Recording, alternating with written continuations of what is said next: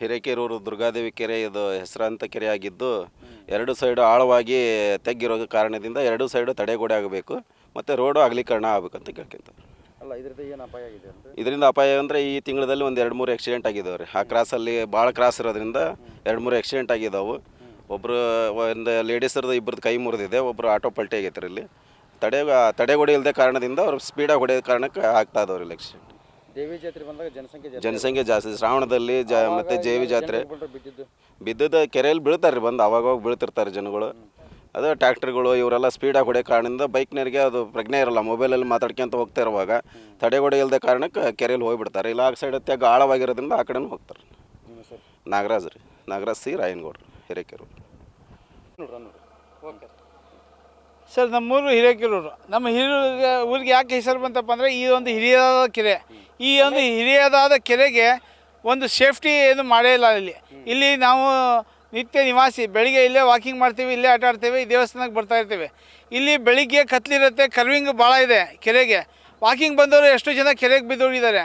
ರಾತ್ರಿ ಯಾರೋ ನಿಷೇಧದಲ್ಲಿದ್ದವರು ಹೋಗಿ ಬಿದ್ದಿದ್ದಾರೆ. ಮೊನ್ನೆ ಮತ್ತು ಒಂದು ಆಟೋ ಇಲ್ಲಿ ಉರುಳಿ ಬಿದ್ದಿದೆ. ಈ ಕೆರೆಗೆ ಸುತ್ತಲೂ ಒಂದು ತಡೆಗೋಡೆ ಬೇಕಾಗಿದೆ. ತಡೆಗೋಡೆ ಇಲ್ಲ ಅಂದರೆ ಅಟ್ಲೀಸ್ಟ್ ಒಂದು ಅಲ್ಯೂಮಿನಿಯಂ ಸ್ಟೀಲಿಂದು ಏನಾದರೂ ಒಂದು ಬೇಕಾಗಿದೆ. ನಿಜ ಹೇಳ್ಬೇಕಪ್ಪ ಅಂದರೆ ಇಲ್ಲಿ ಒಂದು ವಾಕಿಂಗ್ ಸ್ಟ್ರೀಟೇ ಆಗಬೇಕಿದೆ, ಫುಟ್ಪಾತೇ ಬೇಕಿದಕ್ಕೆ. ಯಾಕಪ್ಪ ಅಂದರೆ ಇದು ನಮ್ಮ ಕೆರೆ, ನಮ್ಮ ಊರು ಹಿರೇಕೆರೂರಿಗೆ, ಹಿರಿದಾದ ಕೆರೆಗೆ ಸೌಂದರ್ಯ ಆಗಬೇಕು, ಪ್ರವಾಸಿ ತಾಣ ಆಗಬೇಕು. ಇದು ಇಲ್ಲಿ ಅಂತಾರಾಷ್ಟ್ರೀಯ ಭಕ್ತರಿದ್ದಾರೆ. ನಮ್ಮ ದುರ್ಗಾದೇವಿಗೆ ಇಲ್ಲಿ ಬರ್ತಾನೆ ಇರ್ತಾರೆ. ಇಲ್ಲೆಲ್ಲ ಟೆಂಟ್ ಹಾಕ್ತಾರೆ. ಸುಮಾರು ಲಕ್ಷಾಂತರ ಜನ ಇಲ್ಲಿ ಹಿರೇಕೆರೂರಿಗೆ ಬರ್ತಾ ಇರ್ತಾರೆ. ಈ ಒಂದು ಕೆರೆಯನ್ನು ನಾವು ಉಳಿಸ್ಕೋಬೇಕು. ಇದಕ್ಕೆ ಕೋಡಿದ ರಕ್ಷಣೆ ಆಗಬೇಕು, ಇಲ್ಲಿ ತಡೆಗೋಡೆ ಆಗಬೇಕು, ಫುಟ್ಪಾತ್ ಆಗಬೇಕು. ಇದೆಲ್ಲ ಆದರೆ ನಮ್ಮೂರು ಉಳಿಯುತ್ತೆ. ಈಗಾಗಲೇ ನಮ್ಮೂರಿಂದ ಲಕ್ಷಾಂತರ ಜನ ಬಂದು ಬೇಸತ್ತು ಹೋಗ್ತಾ ಇದ್ದಾರೆ. ಇಷ್ಟು ಒಳ್ಳೆಯ ಸುಂದರವಾದ ಒಂದು ಕೆರೆಯನ್ನು, ಇದು ಪಕ್ಷಿ ತಾಣನೂ ಆಗಿದೆ.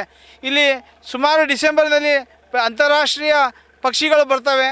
ಇಲ್ಲೆಲ್ಲ ಈ ಸಿಕ್ಕಾಪಟ್ಟೆ ಪಕ್ಷಿಗಳು ನೋಡೋಕ್ಕೆ ಒಂದು ಪ್ರವಾಸಿ ತಾಣನೇ ಆಗಿದೆ. ಅದಕ್ಕೋಸ್ಕರ ಈ ಒಂದು ಕೆರೆ ರಕ್ಷಣೆ ಮಾಡಬೇಕು, ಅಟ್ಲೀಸ್ಟ್ ತಡೆಗೋಡೆ ಆಗಬೇಕು. ನಮಗೆ ನಿಜವಾಗಿಯಪ್ಪ ಅಂದರೆ ಇಲ್ಲಿ ಪ್ರವಾಸಿ ತಾಣ ಥರ ಬೆಳಿಗ್ಗೆ ಸುಮಾರು ವಯಸ್ಸಾದವರು ಬಂದು ಇಲ್ಲಿ ವಾಕಿಂಗ್ ಮಾಡ್ತಾರೆ. ಅವರಿಗೆಲ್ಲ ಇಲ್ಲಿ ಒಂದು ಫುಟ್ಪಾತ್ ಆಗಬೇಕು, ಈ ಒಂದು ಪ್ರವಾಸಿ ತಾಣನೇ ಆಗ್ಬೇಕಂತೇಳಿ ನಾನು ನಿಮ್ಮ ಮುಖಾಂತರ ಜನರಿಗೆ ಹೇಳೋಕ್ಕೆ ಇಷ್ಟಪಡ್ತೀನಿ.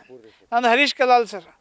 ನಾನು ಇಲ್ಲಿ ಪಟ್ಟಣ ಪಂಚಾಯತಿಯ ಸದಸ್ಯ ಇದ್ದೀನಿ, ಹಾಗೂ ದುರ್ಗಾದೇವಿ ದೇವಸ್ಥಾನದಲ್ಲಿ ನಮ್ಮ ತಾಯಿಯವರು ಸದಸ್ಯರಿದ್ದಾರೆ.